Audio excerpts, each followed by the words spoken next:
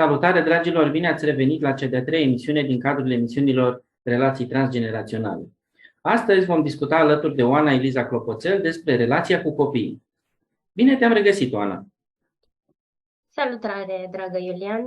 Bine te-am găsit, bine te-am regăsit și bine i-am regăsit și pe telespectatorii noștri, pe sufletelele minunate care ne urmăresc, care vor să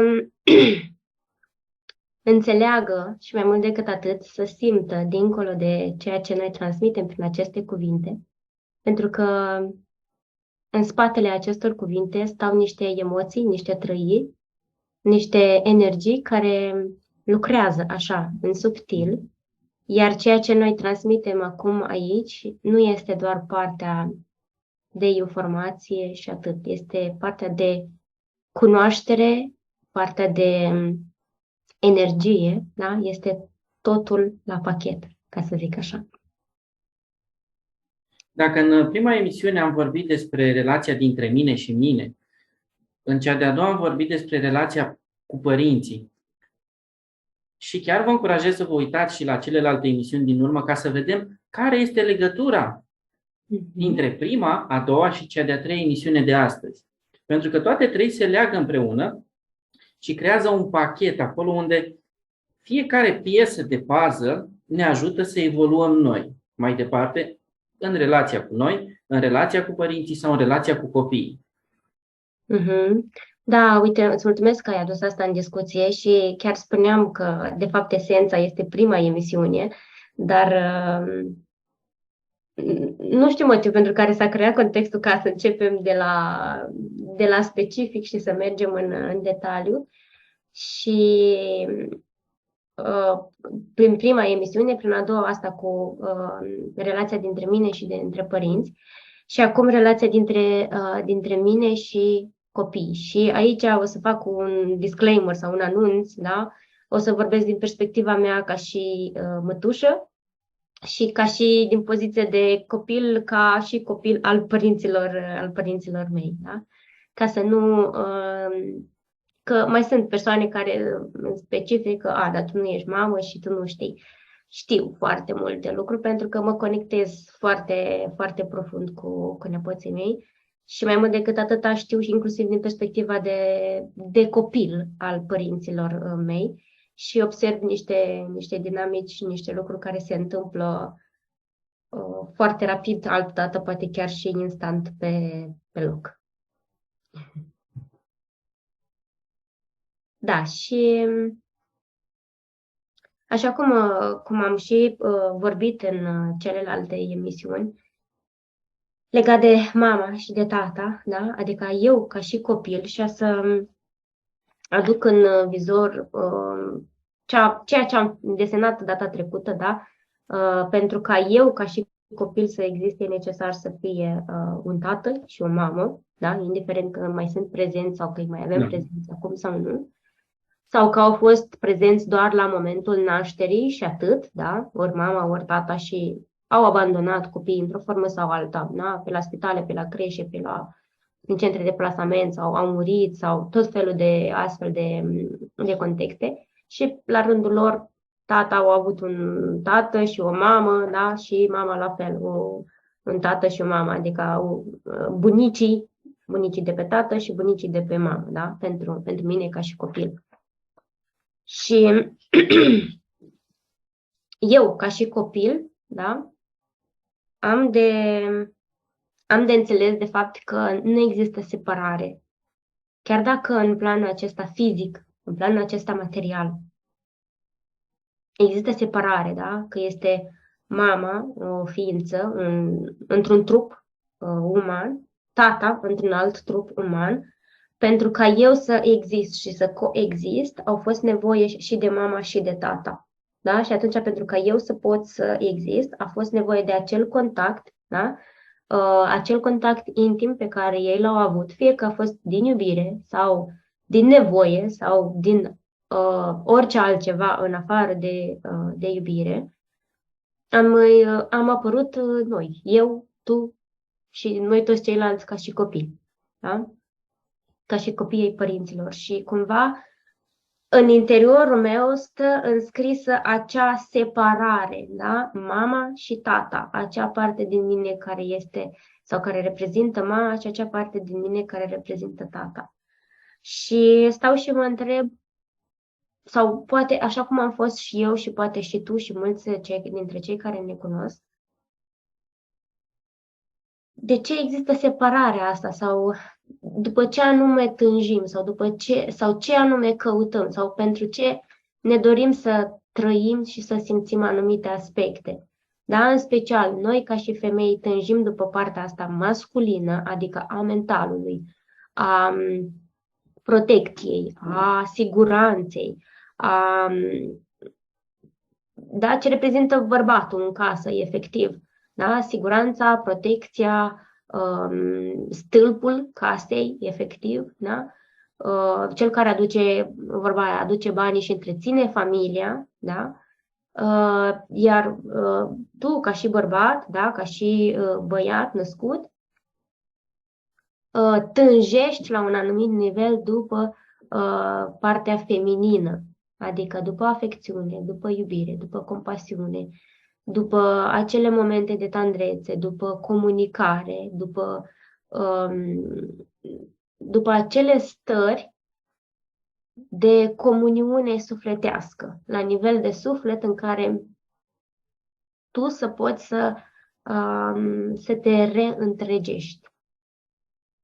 Și pentru că vorbeam noi înainte de emisiune și povesteam un picuț despre filmul Atie sau The Gift, da? Vi-l recomand cu mare drag, este un film serial turcesc, la fel ca și Another Self, un alt sine pe care îl recomand și acesta pe partea de constelații. Și Atie este un pic așa și pe partea de constelații, dar mai mult aduce foarte mult partea asta de cunoaștere, dar o altă cunoaștere. Iar mie mi-a adus foarte multă claritate și nu în sensul că nu știam acele lucruri, modul cum le-am văzut și povestea pe care ei au creat-o în film, mi-a reamintit niște lucruri din viața mea, mi-au reamintit niște lucruri. Și atunci am înțeles, am ajuns chiar în ultimul episod din cadrul celor 3 sezoane, să înțeleg de fapt care a fost nevoia de separare și acum motivul pentru care eu îmi doresc să mă reîntregesc, da? Și să mă reîntregesc inclusiv alături de un alt, da? De un partener, de un bărbat în viața mea, pentru ca la rândul meu să dau mai departe, da? Specia, evoluția, să dau mai departe viața. Și e important cum dăm mai departe viața, da? Așa cum și noi am primit-o la rândul nostru, așa cum am zis mai devreme. Fie că am fost copii doriți sau iubiți sau și iubiți, fie că am apărut așa pentru că a fost o nevoie acolo în spate, fie că fiecare în ce situație se află, da? Și atunci stai și te întrebi, eu una cel puțin chiar am stat și stau și mă întreb tot timpul și reflectez. Și e interesant, acum când am zis asta, aud glasuri de copii pe fundat, da? Și stau și mă întreb, ok, aleg să dau viață unor copii, dar care e scopul ăla profund, subtil, divin, pentru care aleg să dau viață unui nou suflet? Și mai mult decât atâta, ok, dau viață unui suflet, dar cum o fac? Cu iubire, cu blândețe, cu multă cunoaștere, cu ce anume? Adică pe ce canal vine? Și contează, de fapt, nu canalul, că da, canalul este acel canal, da, conexiunea dintre bărbați și femeie. Și ce canal se creează atunci când există contactul, raportul intim sexual între bărbați și femeie? Da? E ceva foarte, foarte profund la care eu tot reflectez mult în ultima perioadă și stau și mă gândesc dacă vreau asta acum sau simt că mai e necesar să mai aprofundez, să mai merg mai în profunzime, să văd ce e acolo. Și mai e încă o chestie. Numerologic vorbind, da? Orice sufletel oricum apare atunci când este vremea. Oricât am Ce spui tu apare atunci după voia divină. Exact. După planul divin, exact atunci când este nevoie ca acel suflet să vină și în același timp când părinții au nevoie ca acel copil să vină. Pentru că copilul vine la pachet și cu niște lecții, cu niște cadouri, dar în același timp cu niște lecții. Unii le văd ca și niște provocări, alții le văd ca niște probleme, însă dacă reușim să le vedem ca pe niște binecuvântări și să vedem ce avem de învățat în relația cu copilul, ce scoate de fapt copilul la suprafață, sau invers, eu ca și copil în relația cu părintele, ce pot învăța eu? În primii ani de copilărie am crescut într-un fel și constat că vreau să demonstrez ceva. Care e motivul pentru care vreau să demonstrez lucrurile alea? Ce anume iese la suprafață? De ce s-a comportat mama așa cu mine? Eu ca rezultat ajung să mă comport așa? De ce s-a comportat tata cu mine? Și eu ca rezultat mă comport așa mai departe? Pentru că și noi la rândul nostru, ca și copii, primind un comportament, o afecțiune, niște cadouri și sprijinul necesar de care avem nevoie de la părinți, noi le răspundem înapoi prin felul nostru de a fi. Exact. Și dăm mai departe din aceste comportamente și din toate aceste lucruri pe care, cum să zic eu, de cele mai multe ori nu le facem conștient.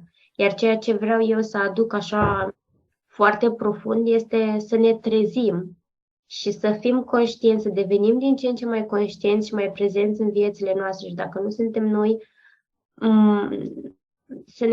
să facem în așa fel încât să ne înconjurăm alături de oameni cu interese comune, ca și noi, cu interese de trezire, de a fi prezenți în viețile noastre,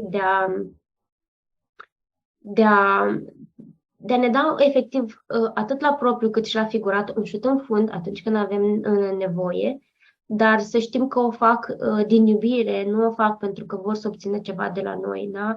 Și tu știi foarte bine că, în întâlnirile noastre, când ne mai vedem noi cu prieteni și așa, chiar dacă uneori ne apăsăm butoanele, cum zicem noi, le apăsăm pentru că sunt acolo niște lecții de învățat și poate n-am vrut sau poate n-am fost atunci în stare sau poate nu le-am văzut acele lecții, acele butoane și vine cineva care poate i-a trezit lui ceva din ceea ce tu ai spus și îți explică, îți spune niște lucruri și de fapt îți dai seama că acele lucruri s-au întâmplat sau au fost într-un fel sau altul și la tine în viață și stai și te întrebi care e motivul pentru care s-au întâmplat toate lucrurile astea și ce ai tu de învățat de acolo și după ce înveți ceea ce ai de învățat, ce alegi să faci? Să manifesti lucrurile tot așa sau să le manifesti altfel? Sau poate să le manifesti tot așa, tot pe același tipar, dar cu mai multă prezență, cu mai multă observație, cu mai multă iubire, cu mai mult respect față de viață. Și oricum nu mai e chiar așa. Dar nu știu, să zic că e un comportament, da, că, apropo de dat o palmă la fund, la copil, da? Că asta e veșnic. Că la mine, cel puțin în familie, mama tot timpul când vrea să vedea că nu înțeleg niște lucruri, îmi dădea o palmă. Și zic, cred că ce rezolv cu palma? Că la mine eu nu învăț cu palma. Da? Și sunt, de exemplu, copii și nu doar copii. Sunt oameni care învață fizic prin bătaie, da? Sunt oameni care învață prin cunoaștere, au nevoie să le explici de ce e așa și nu e altfel. Cel puțin măcar să le explici din perspectiva ta, da? Pentru că nu putem să avem cunoașterea, nu că nu putem să avem, dar nu avem în momentul ăsta cunoașterea totală, profundă, divină, încât să explicăm poate copilului cel mai răspuns ideal, divin, dacă s-ar putea, da? Și atunci îi oferi un răspuns atât cât știi și tu și poate inclusiv să te pună și pe tine să cercetezi și mai mult. să te cercetezi pe tine în interiorul tău, în primul rând, să cauți în tine răspuns și automat să cauți și în exterior, la ceilalți, nu știu, la cărți, la emisiuni, da, la așa cum facem și noi acum la podcast. Degeaba spunea și Einstein, dacă faci aceleași lucruri și te aștepți la rezultate diferite, asta înseamnă nebunie. De asta se și întâmplă anumite lucruri în mod repetat. Poate copilul le face sau tu ca părinte faci acele lucruri în mod repetat până ajungi să-ți dai seama sau până ajungi să te doară. Da. Și mi-aduc aminte de o poveste foarte haioasă dintre Ion și Vasile, unde Vasile avea un câine în curte. Ion îl vede, se duce până la el să servească cafeaua împreună și îl întreabă: "Nu, mă, Vasile, mulțumesc pentru cafea, dar văd că câinele tău tot schelălă e într-una." "Nu, mă, Ioane, păi, nu, știi tu, el stă pe un cui." "Păi da, mă, Vasile, da, dă-i un brânci, fă-l să se mute de acolo." "Nu, mă, Ioane, dar nu-l doare suficient de tare." Cam așa și pe noi. Vedem anumite lucruri, ni se arată într-un mod drăguț, elegant, frumos, cu blândețe, să le vedem. Și acele lucruri pe care nu reușim să le înțelegem, să le schimbăm, să le conștientizăm în relația cu copiii sau cu părinții, o să ne doară până o să le înțelegem. Da. Până le conștientizăm. Deși este și varianta mai ușoară. Putem să o alegem pe calea conștientizării. Însă uneori trebuie să ne doară. Da. Da, și uite, foarte fain și foarte faină povestea, exact cum ai punctat-o și îți mulțumesc pentru că ai împărtășit-o. Și îmi vine acum în minte, apropo și de partea asta de aici ai zis tu, ce alegem, evoluția prin suferință sau evoluția și creșterea prin conștientizare. Și mi-am dat seama că și eu am avut foarte multe lucruri de învățat prin suferință, inclusiv boala care s-a manifestat prin mine ca să-mi tragă niște semnale de alarmă.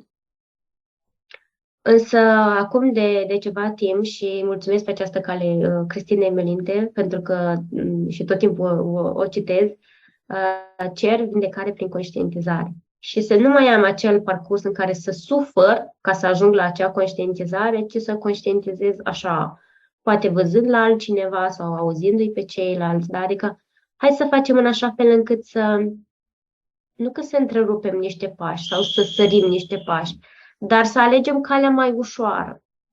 Da? Uneori, clar, și înțeleg asta, uneori avem nevoie să alegem calea mai lungă, prin suferință, prin durere. Dar există și altă posibilitate. Da? Și aici vreau să punctez asta și am tot zis-o și o să tot repet. Există și o cale mult mai ușoară, o cale prin conștientizare, prin a ne vindeca, prin simplu fapt, uite, aici, că noi povestim și împărtășim niște lucruri, poate să vă ducă cu gândul pe voi la niște lucruri și să înțelegeți, da, de fapt că nu a fost întâmplător ceea ce a fost până acum. Și e foarte, cum să zic eu, e foarte profund ceea ce se întâmplă atunci când observ că lucrurile se întâmplă așa, cu foarte, foarte, foarte mare ușurință. Și spun asta din proprie experiență, pentru că în ultima perioadă, deci chiar am fost surprinsă la propriu de niște lucruri pe care am acționat, am făcut niște pași, a depins și de mine, au depins și de alții și eu nu prea am simțit că am făcut mari lucruri. Deci am simțit efectiv că a fost foarte așa, au curs toate lucrurile lejer, ușor. Clar, înțeleg că a fost un parcurs pe care l-am urmat până acum și s-au creat contexte, am creat relații, legături. Însă mi s-a părut așa, am rămas surprinsă și chiar acum, recent, săptămâna trecută, și am zis, wow, cât de rapid s-au întâmplat niște lucruri. Zic, eu doar să fiu acolo, la momentul potrivit, să spun cuvintele potrivite și doar să fiu prezentă în acel loc în care este nevoie de mine. Și s-au așezat niște lucruri și sunt foarte, foarte, foarte surprinsă de cât de ușor au curs lucrurile. Nu am avut absolut nicio piedică. Și atunci când sunt piedici, Asta înseamnă că noi suntem în separare, da? Ce am povestit mai devreme legat de copil. Atunci când încep lucrurile să curgă fără să mai există piedici, asta înseamnă că noi începem să integrăm, da? Ajungem la acea unitate Foarte de care noi interesant avem ce nevoie. spui, pentru că undeva în trecutul nostru am avut nevoie de acele piedici ca să înțelegem, să depășim acele piedici și în momentul în care se întâmplă iar niște lucruri, le înțelegem și brusc lucrurile se întâmplă. Da. Dar undeva în spate a fost o durere, a fost o suferință, o durere pe care am putut să o ducem și trecând peste acești pași mai departe, am reușit să ajungem în aceste momente în care se întâmplă lucruri.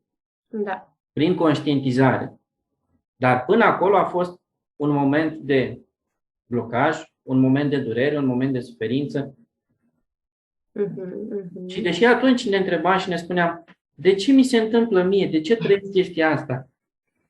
Dar ulterior, după ce ne dăm seama, observăm că de fapt, bine că s-a întâmplat așa. Putea fi mai rău și totuși s-a întâmplat așa. Da, exact. Și ca să revin cumva la perspectiva dintre relația dintre mine și copil, da? Și vorbind inclusiv din perspectiva copilului interior, da? Că fiecare dintre noi suntem în poziția de mamă sau de tată sau de copil sau de bunici sau de străbunici sau în funcție de și cei care ne urmăresc. Fiecare dintre noi avem acel copil interior și atunci când ne reîntoarcem la esența noastră divină, la primii ani ai copilăriei, pentru că sunt cei mai importanți, da, apropo de cei 7 ani de acasă, și vorbind și din perspectiva numerologică, din prima perioadă evolutivă de 7 ani și prima perioadă evolutivă de 9 ani, sunt cei mai importanți ani din viețile noastre, da, din viața unui copil. Și atunci, important este cum s-a raportat copilul. A fost acolo mama, a fost acolo tata, au fost acolo reprezentanții familiei, au fost acolo cei dragi să se manifeste într-o formă sau alta. Că noi zicem că sunt doar niște simple gesturi sau niște simple, nu știu, acțiuni pe care le facem, dar că copilul înscrie în interior în funcție și de cu ce bagaj emoțional, mental, energetic a venit, da? Înscrie și mai multe alte bucurii, binecuvântări sau traume. Ce important este, chiar stăteam dimineața și reflectam la asta, pentru că ascultam o emisiune de numerologie și m-am dus cu gândul la perioada mea a copilăriei, când s-au întâmplat niște evenimente în viața mea. Și încercam să-mi aduc aminte și mi-aduceam aminte doar niște frânturi. Și am zis că o să mă duc, apropo de ce putem face, da? Pentru că și în emisiunea trecută am dat emisiuni și am dat exerciții, da? Și întrebări din ce se pot face. Și acum simt să punctez asta, da? Putem să mergem efectiv ca exercițiu. E mult spus ca exercițiu, dar putem să mergem dacă mai avem părinți în viață sau cei apropiați, da? Și să-i întrebăm, dar cum am fost eu la 7 ani, la 5 ani, la 4 ani, la 9 ani, da? La 2 ani. Am fost un copil dorit, m-ai dorit mama, m-ai dorit tata, m-ați iubit, nu m-ați iubit. Cum am fost pentru voi? Cum am venit eu ca și dar al vieții în viața voastră? Da? Pentru că noi, ca și copii, suntem dar al vieții și e necesar să onorăm acest dar al vieții. Pentru că dacă nu onorăm acest dar al vieții, opusul vieții este moartea. Și atunci apar tot felul de astfel de piedici, astfel de chestii în care energii blocate, așa cum și în weekend am avut parte de niște constelații în care au fost foarte multe piedici, foarte multe emoții și energii blocate. De ce? Pentru că viața nu a vrut să fie trăită într-o formă sau alta. Și atunci când onorăm darul vieții, când suntem recunoscători pentru viață, da? Fie că știm ce avem de făcut, fie că nu știm ce avem de făcut, important este să onorăm acest dar al vieții. sunt în viață, nu știu de ce sunt în viață, dar divinul mă vrea să fiu în viață. Și sufletul îți călăuzește pașii, chiar dacă tu nu știi. Dar îți va trimite persoana sau persoanele cele mai potrivite în cale atunci când e momentul cel mai potrivit. Îți va trimite în cale situații și experiențele de care ai nevoie pentru ca tu să te duci pe calea ta. Tu doar urmează și nu pune blocaje, nu pune rezistență. Foarte interesant ce îmi spui, pentru că în anumite situații, eu ca și copil, realizez că de fapt unul din părinți nu m-a dorit.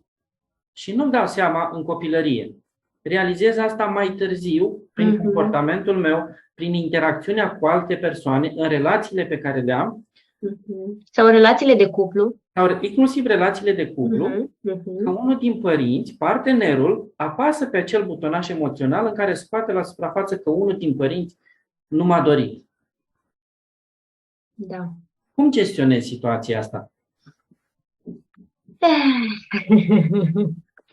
Da, aici, uite, intervin cumva, uite, și rolurile noastre, da, dincolo de ce suntem noi ca aici, dar rolurile noastre ca și coach, ca și terapeuți, da, al meu, al tău, al tuturor celorlalți, ca și psihoterapeuți, da,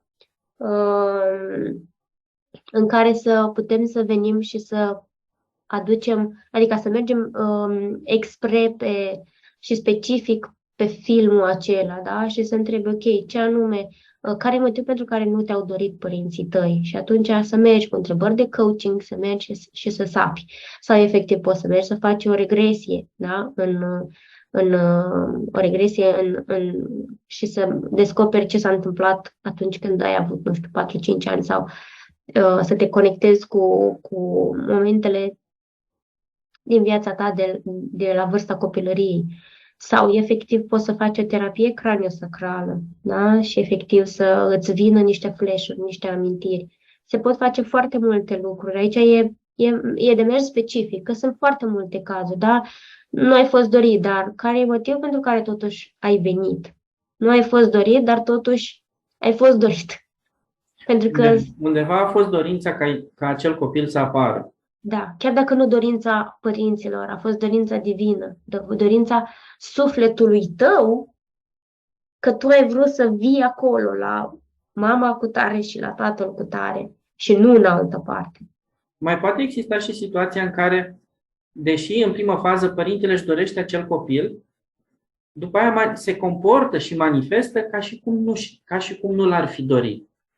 Și la fel transmite asta copilului. Da. Pentru că el în primă fază și l-a dorit.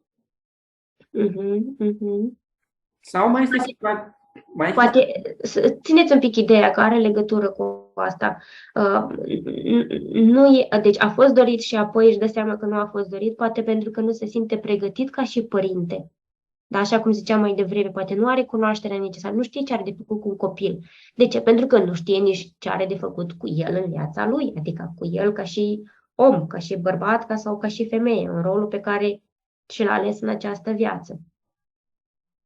Și atunci, dacă el nu știe ce are de făcut el cu el însuși sau ea cu ea însuși, când se trezește cu încă un sufletel lângă el sau lângă ea și nu știe ce are de făcut, e clar că îți apasă și ție pe butoane. Și ca și cum ai de învățat lecțiile la puterea a doua, că nu ți-ai învățat lecțiile ca să știi tu cine ești. Și acum te las pe tine să continui, nu știu dacă are legătură. Vreau să completez pentru că mai apare situația în care părintele nu te lasă să experimentezi. Așa, că așa zic eu că e bine. Exact. Așa, sau nu e voie că e rușine. Sau nu fă lucrurile alea că nu e bine. Practic îți taie dreptul de a experimenta viața, de a trăi și de a-ți învăța propriile lecții. E clar că dacă te duci și pui mâna pe o plită fierbinte, te arzi, a doua oară nu te mai duci să pui mâna, că știi că frige, te arzi. Însă, experimentând lucrurile îți dai seama și neexperimentând, ești pus în anumite situații și te trezești ca și adult, femeie sau bărbat, cu niște handicapuri, ca să zic așa, niște lipsuri, care nu știi să le gestionezi. Exact, așa este. Și uite, foarte bine ai punctat din perspectiva asta că Și asta pot să spun și din perspectiva mea ca și copil, că am fost un copil și încep să mă manifest din ce în ce mai mult, da?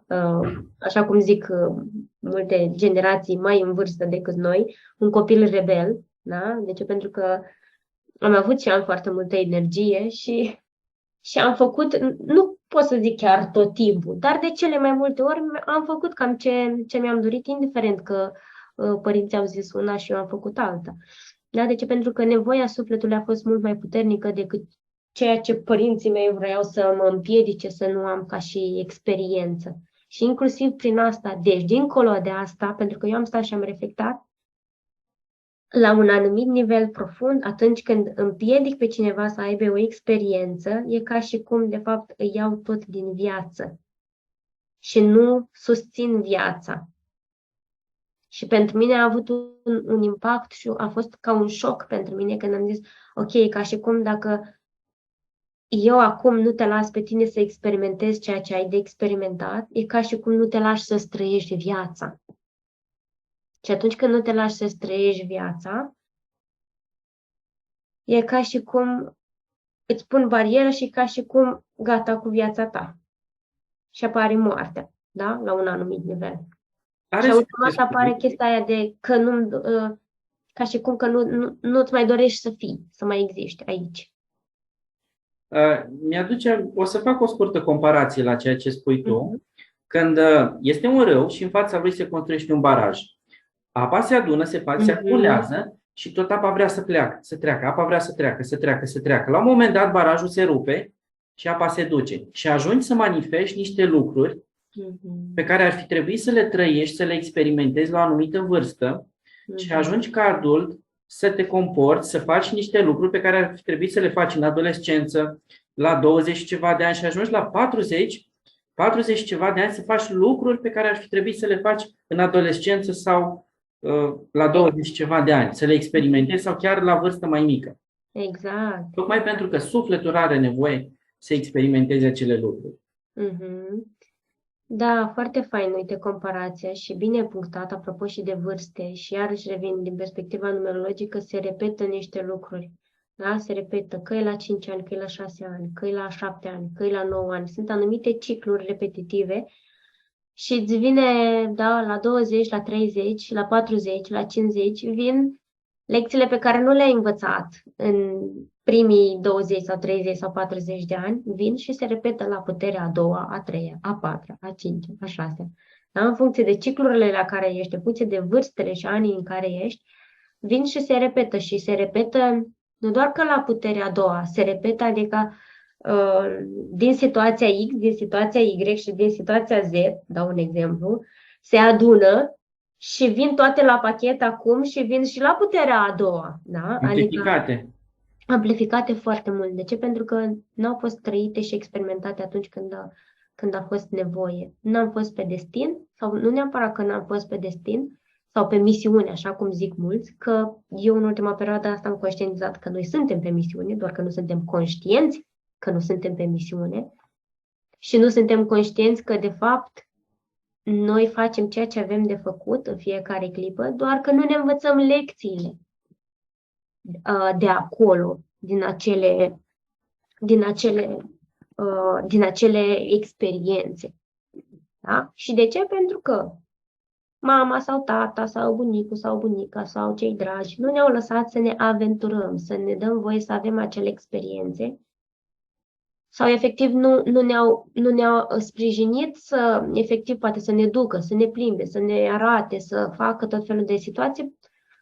Și nu e că neapărat este și vina lor, da? Poate societatea, poate n-au fost niște condiții sociale sau financiare, da? Pentru că așa au fost cu condițiile, da? Și, de exemplu, și la mine... Poate nici ei n-au știut.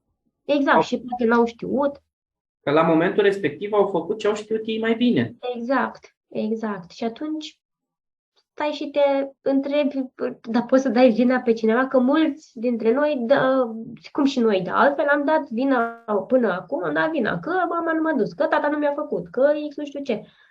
Dar n-au nicio vină pentru că nu au știut, n-au avut sau nu au fost educați în această perspectivă. Și atunci Hai să nu mai dăm vina pe X, pe Y, pe Z, nici măcar pe mine, ci să-mi asum, să-mi iau frâiele vieții în mâini și să mă duc și să mă aventurez. Și indiferent cât de greu ar putea să fie, să mă bucur că sunt în viață, că exist și că, uite, așa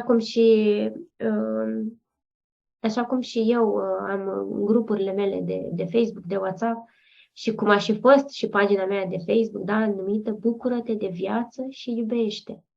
Ca să-mi dau seama și această sintagmă, acest titlu, ca să zic așa, mi-a venit de prin 2013-2014 și abia acum de vreun an, doi, am înțeles de fapt esența acestui titlu, acestui grup, acestei comunități. Și am zis, wow, dar de unde am știut eu asta? Păi n-am știut-o conștient. Am făcut-o pentru că asta mi-a venit la nivel de suflet. Și acum sunt foarte bucuroasă și foarte fericită atunci când intru de fiecare dată pe unul din aceste grupuri. Bucură-te de viață și iubește, indiferent de experiența prin care trăiești, prin care treci, prin care ai de învățat ceea ce ai de învățat. Doar bucură-te. Foarte frumos ce spui și asta mă duce cu gândul la un aspect interesant. Și anume că deși părinții au făcut anumite lucruri pentru noi, nu este vina lor, nu este nici vina noastră. Întrebarea e ce pot face eu de acum încolo, având aceste informații și aceste conștientizări, să fac pasul următor mai departe, astfel încât eu să evoluez și să construiesc relații trainice, sănătoase și să mergem mai departe. Iar fiecare experiență pe care o trăim să ne ajute să evoluăm, să învățăm ceva din acea experiență și în loc să spunem, tu ești de vină, din cauza ta s-a întâmplat acel lucru. Să spui, ce pot învăța eu din această experiență aparent nasoală și mă ajută pe mine să evoluez la nivel de suflet. Să fiu un om mai echilibrat, mai bun. În primul rând îmi vine, deci așa îmi resună în cap, să punem stop la scenarită și la nemulțumiri și la critici și la judecăți, în primul și în primul rând. Și atunci când, și e o muncă destul de intensă, că și noi mai lucrăm încă cu asta, și atunci când îți vine efectiv, uită-l și pe ăla sau uită și pe asta sau nu știu ce, efectiv să îți schimbi perspectiva. Wow! Uite ce om frumos! Din uită-l și pe ăsta sau uită și pe asta, schimbă perspectiva din care vezi lucrurile. Wow, ce om frumos! Ce dar divin a pus în acest, ce dar divin a pus divinul în acest om, în acest suflet. Hai să văd ce pot să învăț eu de la această persoană. În primul și în primul rând. Da? Să punem punct și pauză, punct de la scenaritele cronice, de la nemulțumiri, de la judecăți și să fim recunoscători și să mulțumim efectiv pentru fiecare astfel de mic gest. Da? Pentru că tendința este în continuare și la noi. Și eu mai recunosc de multe ori când mă mai trezesc că, nu știu, prima dată văd partea negativă, dar de cele mai multe ori o văd pe aia pozitivă. Dar a fost și este o muncă continuă. Și atunci când încă mai apar astfel de gânduri, să nu le mai manifest și în exterior, ci în exterior, dacă pot, să manifest, așa cum am zis, da? Doamne, mulțumesc pentru această persoană pe care mi-ai trimis-o în care, chiar dacă nu-mi place aparent. Hai să văd totuși ce aș putea să învăț. Poate, nu știu, 99% din această persoană nu-mi place, nu-mi plac comportamentele sale. Dar acel 1% poate să facă diferență. Am un comportament care mi-a plăcut, hai să mă focusez pe acel comportament. Și să crească în ochii mei din perspectiva acelui comportament.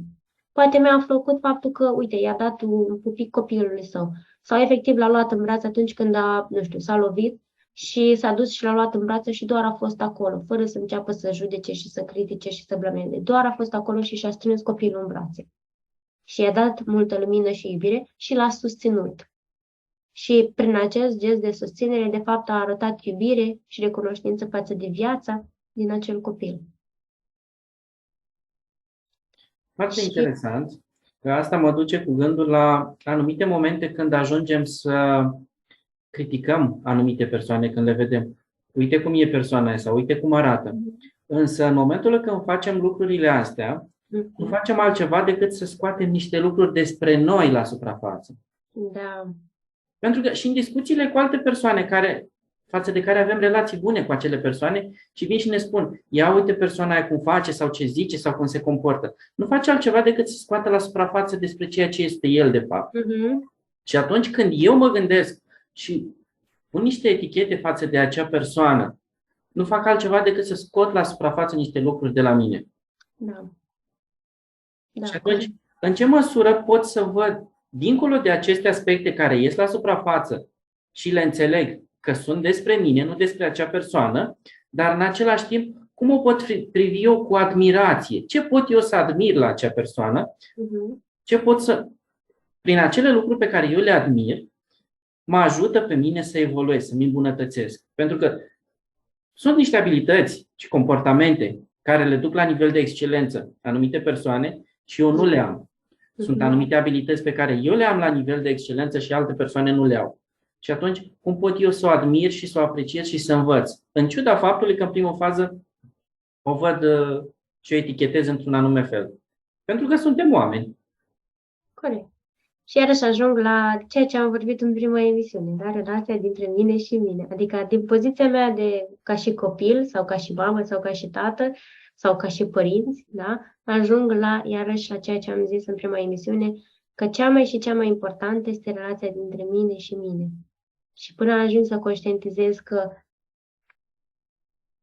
toate aceste aspecte, de fapt, se creează pentru că există acea separare în mine și cu fiecare, da, este critică, este apreciere, este judecată, este recunoștință, este bine, este rău, este plus, este minus, este zi, este noapte, până când ajung să conștientizez și să aduc fiecare din astfel moment, da, am o critică, aduc apreciere. Și atunci când am adus, le-am unit în zero și am creat echilibru.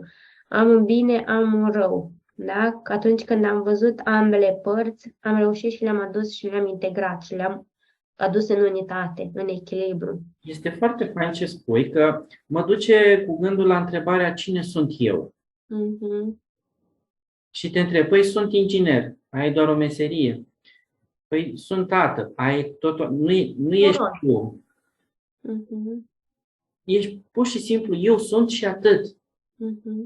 Lucrurile astea sunt, nu sunt nici bune, nu sunt nici rele. Ele doar sunt. Cu scopul ca noi să evoluăm. Și ești parte din divin, divin, ești scânteie divină care a venit să experimenteze. Și așa cum am tot zis-o în ultima perioadă și la fel am să o repet, și mi-a plăcut foarte mult, pentru că și eu am auzit-o undeva, nu mai știu exact unde, divinul se cunoaște prin noi. Divinul experimentează prin noi. De asta și noi avem să ne cunoaștem, să ne experimentăm și să vedem cine suntem, ce putere avem, ce capacități avem și să ne dăm voie să ne manifestăm, pentru că prin toate astea se manifestă și divinul și divinul se învață și se cunoaște prin noi. Dar ne dăm voie noi să fim acolo ca și scânteie divină, să ne asumăm acest rol de scânteie divină, de acea luminiță care clipocește, de acea scânteie care creează în jurul său multă lumină, multă iubire. Da, e un drum, e un parcurs, e o cale, dar avem multe de făcut în această viață.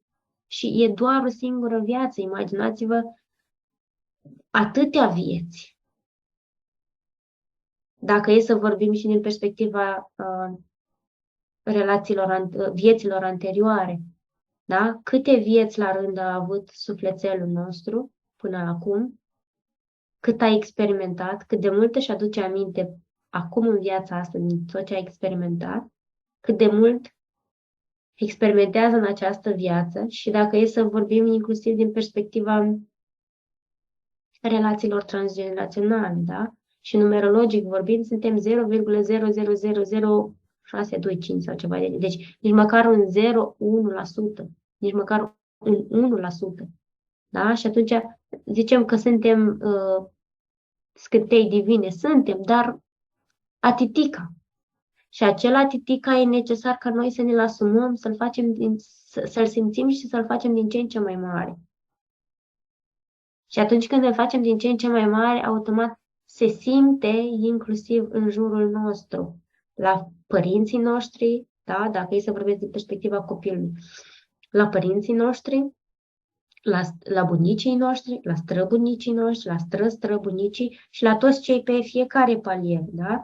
Dacă eu mai am frați, surori, se simte și pe palierul cu frați, surori, la mama și la tata, la frații și surorile, respectiv unchii și mătușile mele, la bunicii, da? Frații și surorii bunicilor, da? Și tot așa mai sus și verișori și unchi și verișori, da? Și toți cei din jur. Și stai și te întrebi, cu cât lucrezi tu mai mult cu tine, cu atât se deschid și mai mulți din familia ta. Pentru că se deschid. Cândva, la un moment dat, ai să vezi și ai să conștientizezi că se deschid din ce în ce mai mulți. E foarte interesant pentru că observ și în relația cu clienții mei și în familie că cu cât fac eu pași spre a mă schimba, spre a deveni eu mai bun, spre a conștientiza mai multe lucruri și îmi schimb comportamentul, modul de a-i vedea pe cei din jur, automat lucrurile se întâmplă și în relațiile din familie, cu prietenii, în relațiile de cuplu, pentru că totul pleacă de la mine. Dacă eu mă schimb, cei din jur se schimbă. Dacă începi să vezi viața diferit, viața se schimbă. Da, și uite, pentru că tot ai adus în discuție apropo de metaforă, simt acum să fac și eu să aduc tot această, nu știu, povestioară, metaforă, în fine, sau efectiv ca un exercițiu de imaginație, da? Sau efectiv ca un exercițiu nu doar de imaginație, chiar de aplicat, da? Puteți să mergeți să luați o piatră undeva, nu știu, într-o baltă, într-o mare, într-un ocean, oriunde sunteți, da? Sau nu știu, într-un lighean, într-un castron, în ceva unde este foarte multă apă, da? Ideal ar fi undeva în natură, da? Ca să nu există limită pe care să o vezi tu, da? Dar chiar și așa poți să faci acest experiment și aruncă piatra în apă și vezi cum se propagă undele, da? Piatra ești tu. Atunci când tu îți asumi, tu faci niște lucruri, în jurul tău se întâmplă niște valuri și valuri mai mici sau mai mari. Da? Acele valuri sunt ca familia noastră. Da? Atunci când noi ne asumăm, noi ne ducem la fund, da? Efectiv ca piatră, că piatra se duce la fund. Da? Se duce la fund și propagă, face acolo ceva, da? Face o mișcare, o acțiune concretă. Efectiv se duce la fund. Asta e acțiunea concretă. Da? Dar la suprafață acele unde se propagă. Da? Și se creează acele mici valuri. Da? Acele mici valuri sunt, de fapt, ceea ce se întâmplă în jurul nostru. Da? Acele unde electromagnetice, la nivel de câmp energetic, se întâmplă și acele energii ajung în câmpul familiei, apropiate sau mai extinse, și la un anumit nivel, faptul că tu, da, apropo de arunci piatra la fund și tu îți asumi să lucrezi cu tine, îți faci iertările, îți faci rugăciunile de recunoștință, da, față de tot ceea ce este în jurul tău. Și în momentul în care faci toate aceste lucruri, acele unde încep să se mărească din ce în ce mai mult. Cu cât piatra este mai mare, cu atât acele unde sunt din ce în ce mai mari. Acele valuri sunt din ce în ce mai, pe o rază din ce în ce mai mare și mai extinsă. Da? Și se simt. Și eu pot să o confirm din perspectiva mea, atât în familia mamei cât și în familia tatei, de când eu am început să lucrez cu mine, de când a fost cu boala, da? Am adus foarte multe semne de întrebare, nu doar în familia mea, a mamei, a tatălui și a fratele meu, ci inclusiv în familia extinsă. Și nu doar atât, ci și cu cei dragi cu care am interacționat. Fie că au fost prieteni, rude sau mai știu eu ce. Da? Sau doar că ne-am cunoscut pe la cursuri sau pe unde ne-am mai cunoscut. Foarte interesant ceea ce spui cu piatra, pentru că atunci când arunci o piatră și se creează acele valuri, acele unde, la un moment dat, ca și reflexie a comportamentului nostru, ceilalți creează și ei valuri și valurile alea se întorc înapoi la noi. Și atunci vedem rezultatele. Și ești super recunoscător în momentul în care îți vine valul înapoi către tine și simți asta. Exact. Și e foarte fain atunci când vezi că persoana respectivă a făcut un gest mic, poate, nu neapărat față de tine, dar față de întregul sistem familial, da? Și simți că acea persoană a reușit să facă poate un mic pas, dar a reușit. Și e foarte, foarte, foarte important acest lucru, să conștientizăm că, de fapt, suntem la locul potrivit, la momentul potrivit. Important este ca noi să ne asumăm cine suntem și să facem ceea ce avem de făcut în această viață. Apropo de relația între mine și copii, da? Copilul poate să-și dea seama, chiar dacă nu are sprijinul părinților, da? Eu, una cel puțin, au fost, în cele mai multe cazuri, au fost părinții mei alături de mine și le mulțumesc pe această cale.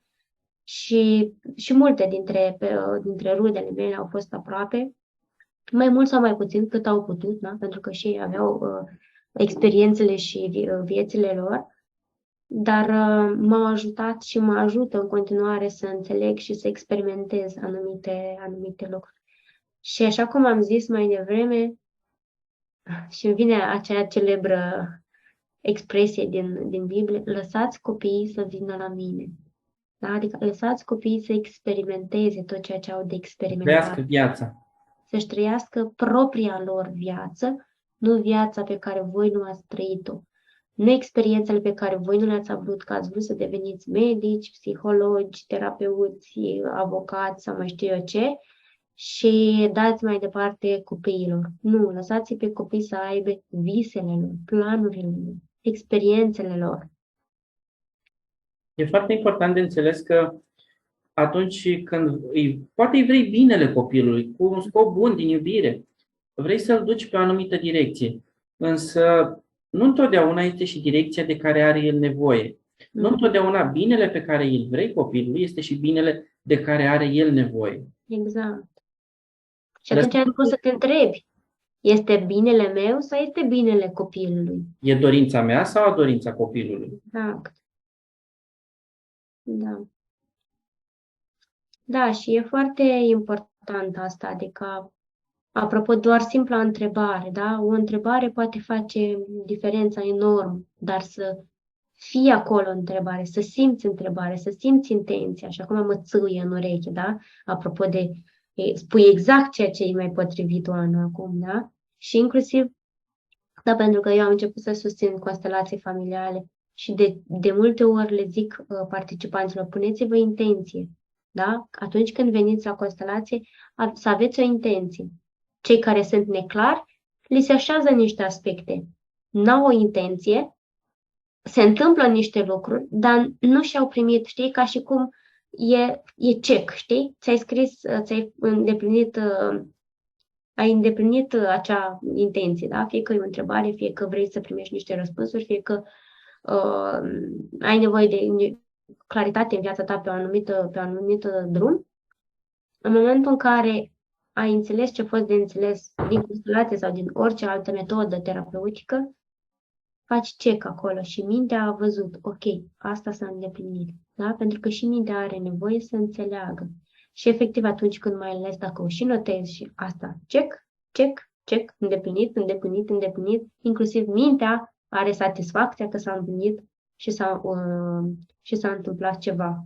Pentru că la nivel de suflet oricum se întâmplă, da? Și câmpul energetic oricum te cheamă.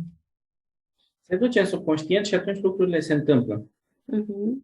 Dar avem nevoie să și vedem, să și auzim, să și înțelegem, da? Că nu degeaba am primit și o minte atât de faină și un suflet atât de fain.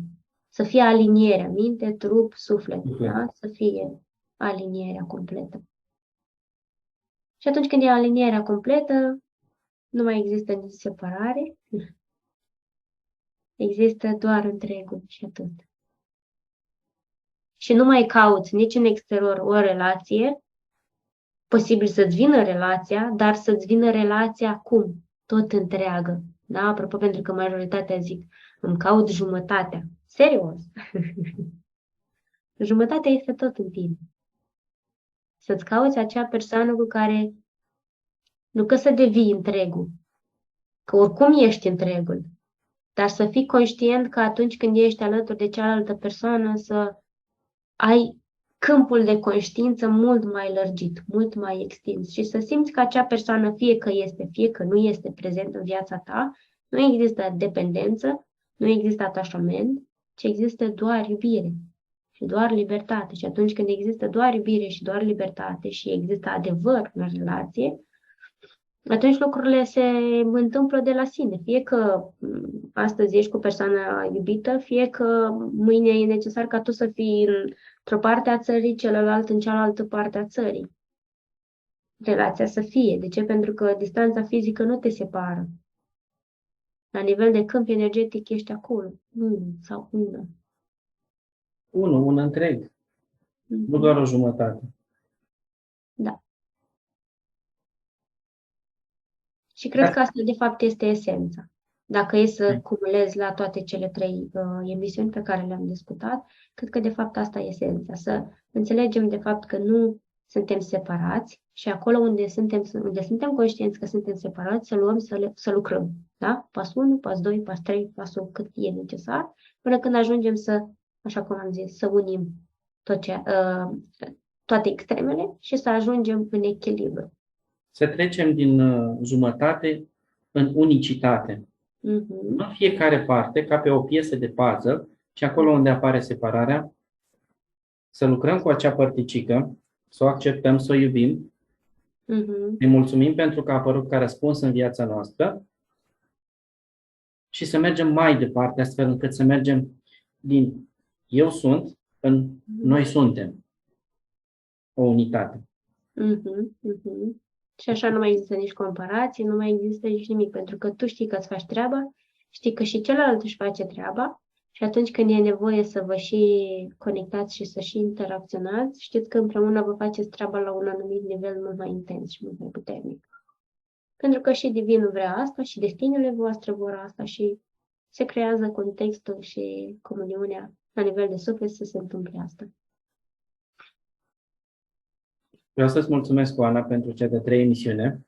Mă bucur că am reușit să realizăm cele 3 emisiuni foarte frumoase, pline de informații valoroase și experiențe împărtășite de ambele părți, astfel încât să contribuim mai departe și să ne ducem din separare în unitate.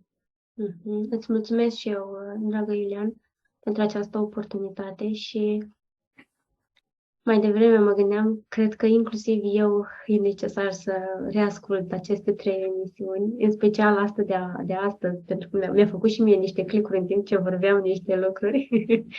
Așa că vă recomand și vouă, dragilor, să ascultați, să reascultați și să reascultați, pentru că, așa cum am zis și la începutul acestei emisiuni, nu doar sunt niște informații, sunt și niște energii care se lucrează subtil, în fundal. Și dați mai departe, share-uiți aceste emisiuni pentru că cine știe pe cine poate să ajute. Acele unde, acele valuri, da? Distribuind această emisiune, acest podcast și celelalte din spate, pot să trezească niște amintiri, niște experiențe care nu au fost îndeplinite și poate acum e momentul. Vă mulțumim și vă dorim pace și iubire în suflet. Doamne ajută! Fiți binecuvântați cu toții!